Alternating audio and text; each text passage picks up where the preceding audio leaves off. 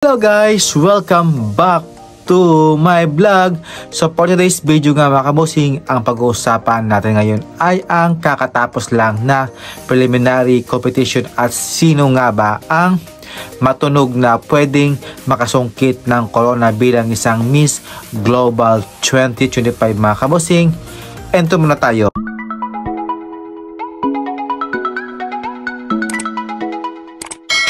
Welcome back to my vlog mga kabosing. So for today's video nga mga kabosing, ang pag-uusapan natin ngayon ay ang kakatapos lang na preliminary competition at syempre kung sino talaga ang makakuha ng corona bilang isang Miss Global 2025 mga kabosing. At before anything else is nais ko muna kayong bati na magandang umaga, magandang tanghali, magandang gabi at syempre dito sa bansang Bahrain is hating gabi na mga kabosing. So ang kakatapos lang mga kabosing ang preliminary competition ng Miss Global 2025 mga kabosing at nagtunong mga kabosing ang pwedeng makasungkit ng corona.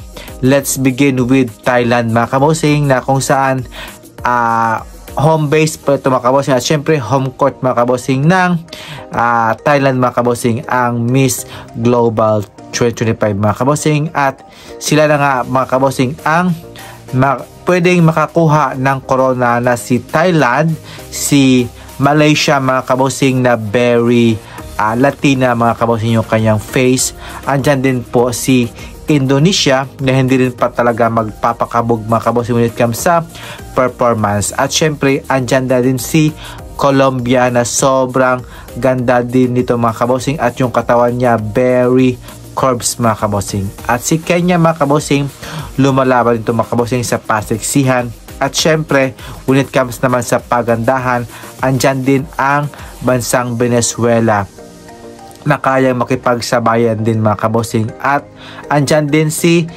Australia mga kabosing na when it comes sa paputian mga kabosing at pagandahan ng performance andyan din si Australia at syempre si USA mga kabosing na hindi rin talaga ito nagpapakabog sa kanyang performance at syempre ang ating kapitbahay na si Vietnam na hindi rin talaga ito magpapakabog sa mga Asia at ito talaga yung parang lumalati na yung looks niya mga kabosing.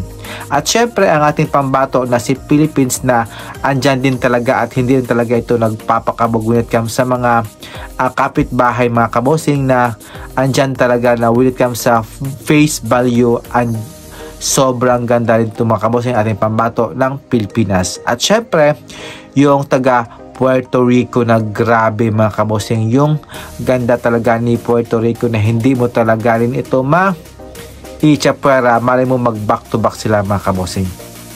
At syempre si Liberia andyan din nga po na hindi rin talaga magpapahuli when it comes sa pagkuhaan ng corona. At syempre si Dominican Republic nga mga kabosing na okay naman sa akin yung kanyang ganito performance niya at syempre yung kanyang dedikasyon sa kanya para makuha ang corona. At syempre ang bansang Ecuador nga mga kabosing na dito pa lang talaga is pwede na itong makakuha ng corona or magrunners at mga kabosing. So ayan na mga kabosing yung aking napipisil na pwedeng makakuha ng corona bilang isang Miss Global 2025. So what do you think mga kabosing, sino-sino sa inyo yung pwedeng makakuha ng corona this month mga kabosing? Malay natin si Philippines ba, si Thailand, si Malaysia, Colombia, si Vietnam, si